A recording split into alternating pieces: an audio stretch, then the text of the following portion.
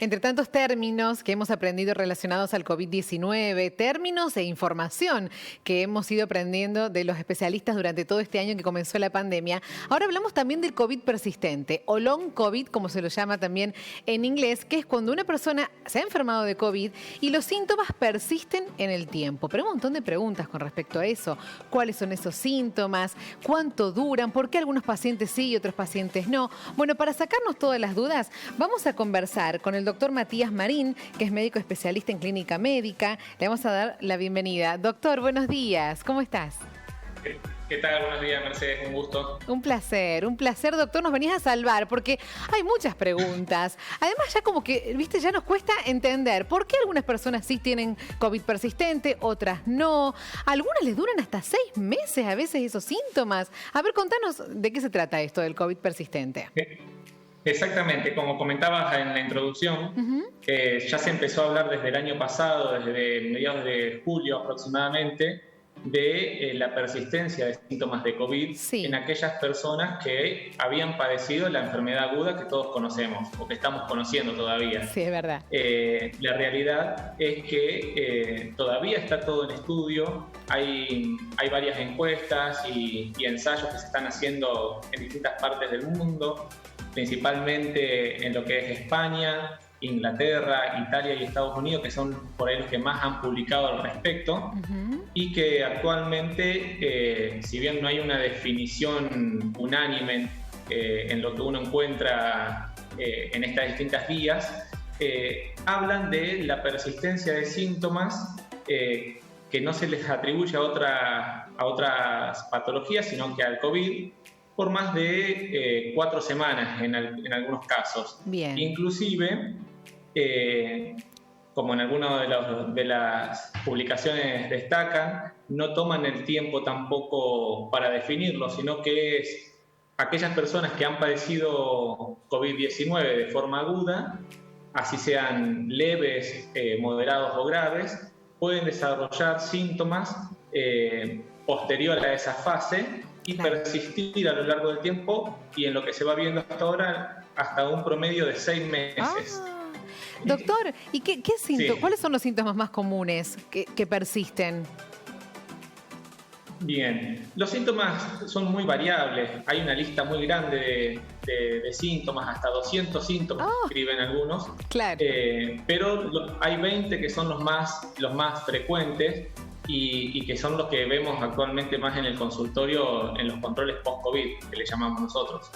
Esos síntomas son sobre todo lo que es fatiga o el cansancio, que no necesariamente son a grandes esfuerzos. Hay personas que lo tienen a esfuerzos de menor intensidad, como hacer actividades de la vida diaria, y hay algunos que los aqueja bastante.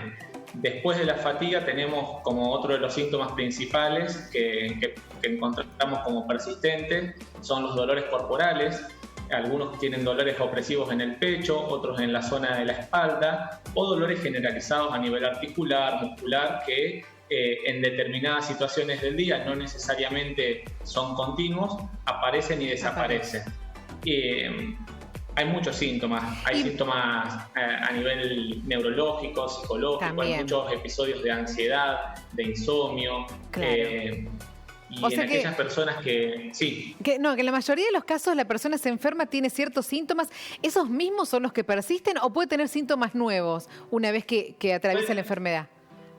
Está buena la pregunta, porque hay muchos que lo cursan asintomáticos o con muy pocos síntomas, en casos muy leves, digamos, que pasa casi inadvertido. Sin embargo, la mitad de esas personas, estadísticamente estamos hablando, pueden desarrollar síntomas posteriores. Mira vos. Haber tenido un cuadro leve de COVID en la fase aguda, con malestar general, la pérdida de olfato, supongamos, como síntomas clásicos, y después, al tiempo, desarrollar fatiga o la falta de aire de determinados esfuerzos. ¿Y hay un tratamiento para esos? ¿Hay tratamiento para esos síntomas? ¿Hay tratamiento? ¿Se sigue tratando igual que la enfermedad o ya no se hace nada y se espera que pasen? En realidad, lo que nosotros recomendamos es que una vez que pasen la fase aguda, el primer control hacerlo en el lapso de los 15 a los 30 días del alta que se le da de su fase aguda, para poder hacer todo un examen físico, un control clínico general, claro, pedir determinados estudios y en función a eso ver si hay alguna afección orgánica o no. ¿Por qué? Porque algunos pueden tener síntomas y no tener ninguna secuela, que son dos cosas distintas. Algunos pacientes pueden tener los síntomas y uno trata esas manifestaciones, que son tratamientos sintomáticos, porque no hay un tratamiento específico todavía para lo que es COVID y post-COVID.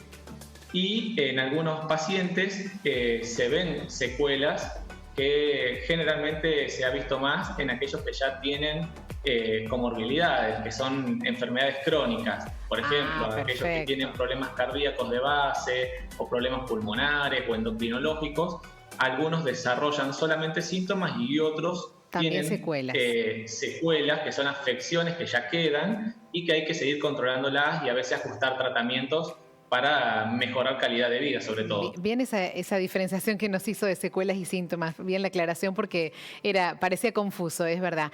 Doctor, bueno, la verdad que interesante, no dejamos de aprender con esto, la verdad que uno siempre sigue sorprendiéndose, porque además vos ves a los pacientes, no todos, pero claro que uno sigue con la fatiga crónica, algún dolor de garganta, algún síntoma todavía, y pasaron semanas y vos decís, pero ¿cómo puede ser? Pero bueno, este COVID que no deja de sorprendernos y seguimos aprendiendo, por eso era tan importante tener tu voz y bueno, tu explicación para conocer más en detalle. Seguramente te vamos a volver a llamar. Sí. Bueno, no hay problema. No, una aclaración por ahí para la gente que lo tenga en cuenta. Es muy importante, como decía hace un ratito, que por más que hayan tenido un COVID leve, se hagan controles. Bien. Justamente para poder determinar que no haya ninguna afección en alguna parte del órgano. El COVID no es una enfermedad solamente respiratoria, puede afectar cualquier parte del organismo y la única forma de enterarse muchas veces es haciendo los controles, solicitando determinados estudios para eso. Entonces, por más que hayan tenido un COVID leve, lo hayan pasado en su casa, sin necesidad de internación, sin problemas respiratorios graves, lo mismo.